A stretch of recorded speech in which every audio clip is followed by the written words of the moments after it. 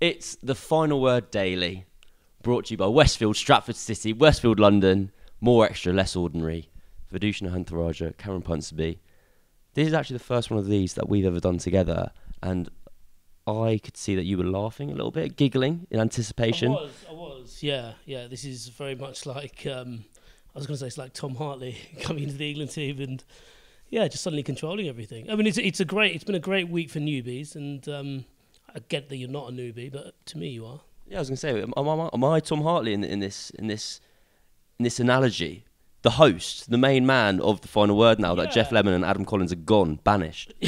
I'd say so. I'd say they flew you out here. No one really knew what you were about, but so far so good. Well, we'll leave that for other people to decide. Anyway, the breaking news of today is that Ravindra, Jadeja and Rahul are out of the second test. Can you sum up your emotions to me when you found out that news? Even though it's totally unrelated to the result, it felt like a product of the result. I mean, there's been a lot of, cheering of what England did, and rightly so, but then at the same time, some understandably disgruntled India fans because they're a bit too passive, they're a bit too this, they're a bit too that. They weren't as good as they should have been. I think that's fair to say. And now they're a little bit worse. Rahul was the only person to stand up with the bat. And I mean stand up in a kind of ego sense. A Virat Kohli-less India is not a good India. Or it's not as good an India as they could be. And it felt like Rahul was the only superstar in a lineup that is actually full of superstars. You don't really need to look that hard. But was the only person that he comes out and it's almost like England sit up, don't they? Everyone sits up when he comes in. And now they've lacked that. And Jadeja as well, he was probably the best bowler in the first innings, I reckon. Certainly felt like he was asking the most questions. And to lose him, especially with the bat as well. Bear in mind that they basically tried to save him and send Axar Patel ahead of him in the second innings. And now there is no one to save because he's out. It's a huge, huge blow. And it's hard not to wonder if... England aren't favourites for Vizag. Are they favourites? They're more favourites than they were when those two were in the squad. When India were a better team, there was more chance that India were going to beat England, and now they're a little bit worse. Yeah. I've been enjoying the fact that there's been Virat Kohli has scored more runs than almost every single person in this planet, and yet I've enjoyed that his worth, or the worth that he would have given to that first test, is also being talked about in the kind of intangibles, in that basically a bit of CF, a bit of je ne sais quoi around the bat. And I do feel like I'm getting a bit sad seeing these superstars drop away from the series, because that's ultimately what I want to be here for, is to see these incredible players bat. And with all the greatest respect to Rajat Patidar, he's not Virat Kohli. He's not Virat Kohli. But in terms of the team, India, they're going to have a straight swap in that Patidar will almost definitely come in for Rahul. And then they have brought in Washington Sundar and Sarfaraz Khan into the squad for the second test as well. The likelihood is that Kuldeep Yadav will come in for Jadeja, but that is a case of if they want to keep their kind of bowling stocks high and they lose a bit of batting there. If they want the most like-for-like replacement, they go Washington Sundar. And Washington Sundar is one of those players who, because he was involved in that series in Australia, I think he's potentially way better than he maybe is. In my head, he's came in, scored the runs at 5, was incredible, and that's all he's ever done since. And he's a kind of a superstar already made. But in terms of India, he's kind of slipped down the tracks. From an England perspective, are we expecting any changes? I reckon so, yeah, not least with Jack Leach's injury. You and I spoke to Mark Wood earlier today, and he was pretty non-committal about whether he'd play the Vizag test. You'd think, they are back-to-back, but you'd think with the day off that they just had, the fact that they've got a week off before the build-up to the third test, where they were going to Abu Dhabi, that, it wouldn't be the stupidest thing in the world, especially considering that the way they've managed Mark Wood over the last couple of years, rightly as the fastest bowler they have, has basically been to use as much of him as possible when the series is live. And obviously now the series being live goes on that little bit longer, but you still wonder if maybe they go with him again. But yeah, you'd assume Jimmy Anderson comes in. I think you and I were talking during the test about potentially coming in for Rehan Ahmed. If I know they're not about control, but Jimmy Anderson isn't just... Jimmy Anderson's legacy has not come from going at 2 and over. You know, it's come from doing the wickets bits as well. And I think, in part, that was something they missed. Certainly in that first innings, when the pitch wasn't as amenable to spin and wasn't misbehaving with some up and down bounce. So actually, bounce is always up and down, isn't it? Variable bounce is what I meant. But I think those are the only 2 changes that I'd entertain, and one of them would be enforced with Leach. So are we expecting Leach to be miss out? Because I can't quite work it out at the moment. As we said, we saw him walking through the hotel earlier, and when I say walk, that's a very generous description of it. I would say he's actually not very capable of walking at the moment. He's got a massive strapping on his leg. I have been told by qualified doctor Stephen Harmison that he's had these hematomas. Is that the word? Yeah. It's a fancy word. It's a bruise. It's a bruise. Yeah, it's a private school word for bruise, I think. That's hence why you use it. Yeah. Yeah, there we go. Yeah. But apparently all you need is a bit of physio. It's very painful, but you effectively have to just break up a clump, like a blood clot, and so it kind of washes away. Yeah. And Stephen Harmison said he'd be good to go next week. He's literally not a physio, no. So I don't know why I'm listening to him so much. But he's a cricketer, and his voice carries weight. His opinion carries weight. Yeah, hence why I'm relaying it onto tens of dozens of people right now. Hence why we haven't forgiven England for going to Abu Dhabi despite winning this first test. But so that could be one change in terms of if Leach is enforced. I think something I found a bit odd in terms of they talked about this with both in relation to Mark Wood and Jimmy Anderson in terms of how fit, whether they could play the entire series. And you go, oh, Anderson, he could never play more. He couldn't play more than 3, or Wood, he can't play more than 3. But the timings of the series are such that Wood hasn't bowled that much in the first test. He was talking about how it was a strange experience bowling in the way he did, 1 over at the start of the second innings.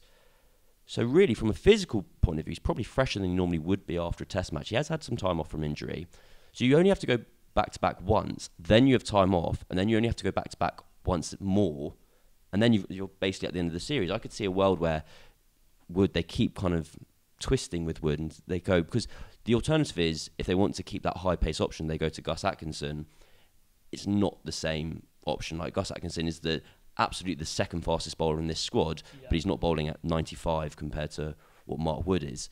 The alternative is, I think if I was to guess, I'd say that they'd keep Mark Wood in and they'll go again. Yeah, I suppose, like, what was that phrase they always use? Like, cricketers always use time on feet. Being in the field, like, and so, he was in the field for a lot in that India first innings. I don't know really. I suppose we'll find. Like he said, he was a bit sore today. Today would have been day 5. So I suppose we'll see. They got to Vizag tomorrow, which is Tuesday. Game starts on Friday. I mean, they'll probably have a vague idea of whether he's good to go on Thursday, let's say. And as you say, like, given his workload, it hasn't really changed all that much in terms of, like, sharp spell. His spells, he bowls as quick as he can, tries to reverse it, whatever, searches for early movement over here, and even that has been reduced. He's now operating on micro spells. He opened. We talked to him about it today. He opened the bowling for 1 over, and then he bowled 2 spells of 3 overs, and then another 1 over spell. So you're entirely right. I think that will probably mean that James Anderson comes in and they play with 2. I think they.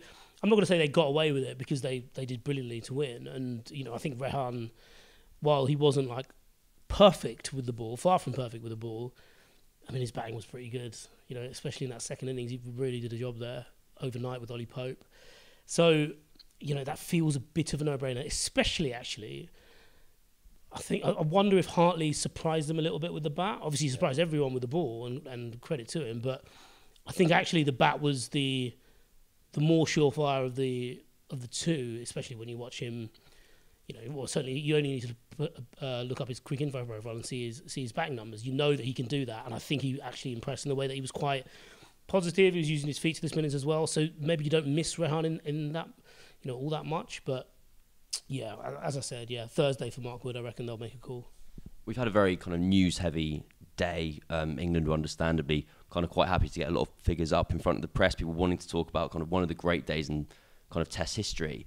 And on that front, rather than kind of throwing immediately forward and kind of looking at what's coming next, how have you found the last 24 hours and reflected on, I mean, you've done this a lot more than me, and I found it quite interesting just hearing the various people involved kind of wake up the next morning and go, oh my God, that was actually amazing, an amazing thing to have witnessed, to have been there.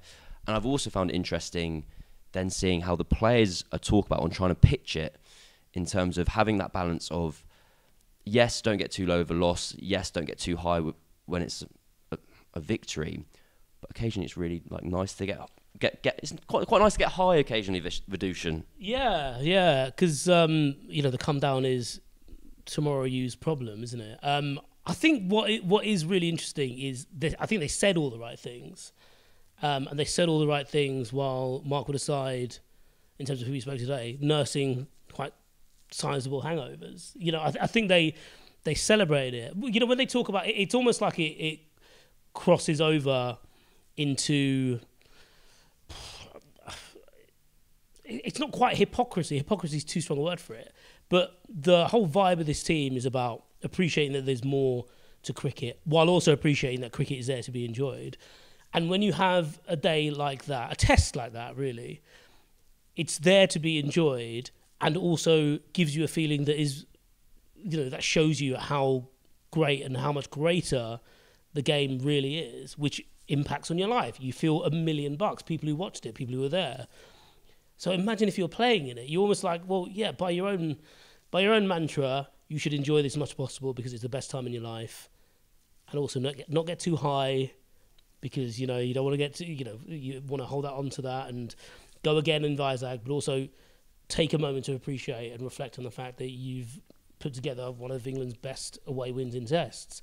I think one of the cool things about what we do is, obviously the people we do it with, specifically Michael Atherton. So he's here for the Times. He's not doing anything for Sky, so he's in the press box.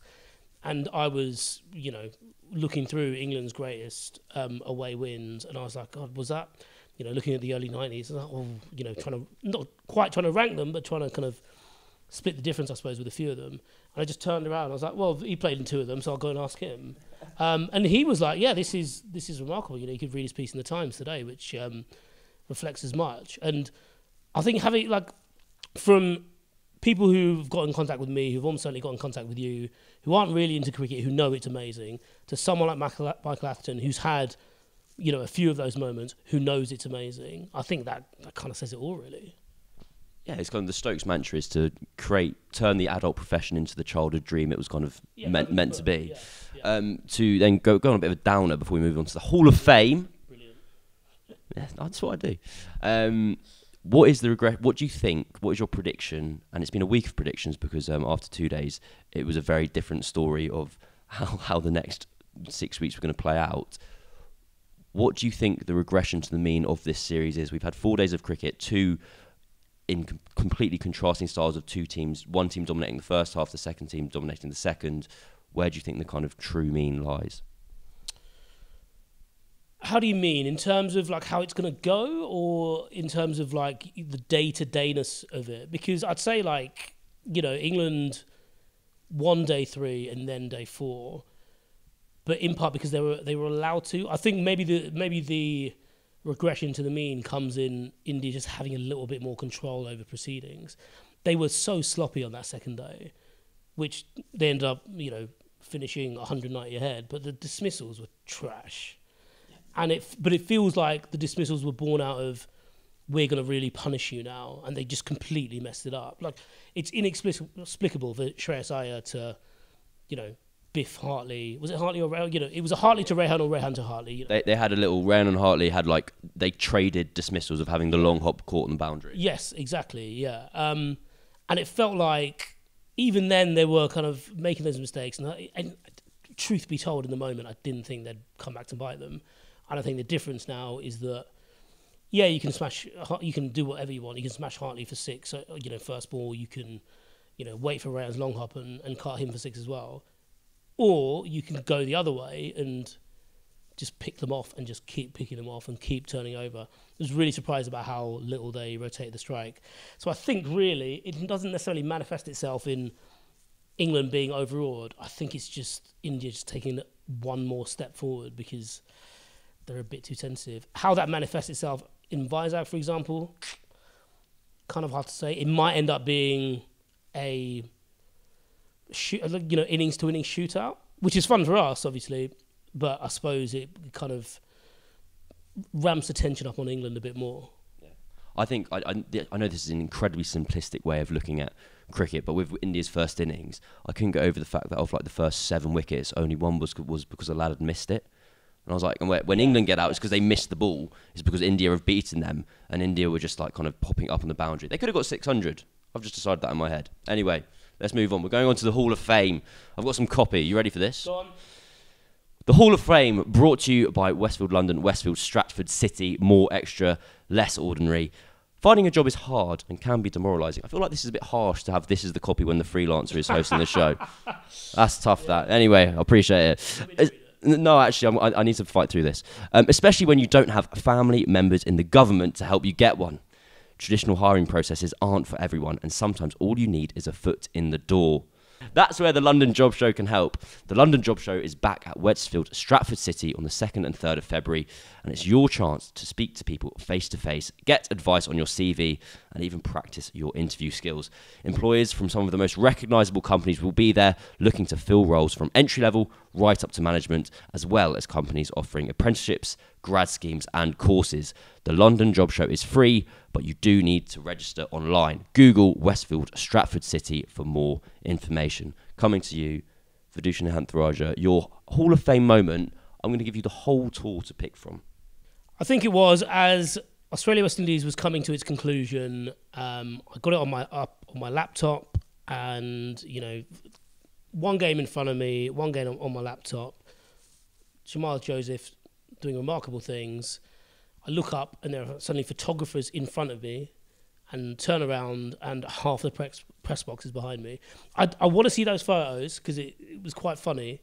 But yeah, I think it was that. I think it was we were watching something amazing, and something amazing was happening, further east, and we had the luxury of watching that while this other thing was playing out in front of us. I think that's my Hall of Fame moment. I don't actually know if I'm going to beat that. I think I'm going to let that sit. This has been today's Final Word Daily on day 5 of the Hyderabad Test, the non-existent day 5, the morning after, the day after, the evening before. It's been an incredible week of Test cricket, and we'll have another incredible week of Test cricket next week. There's more shows coming. Adam and Jeff will be back with you. Do not worry. You'll probably see Vish at some point as well in the near future. Goodbye.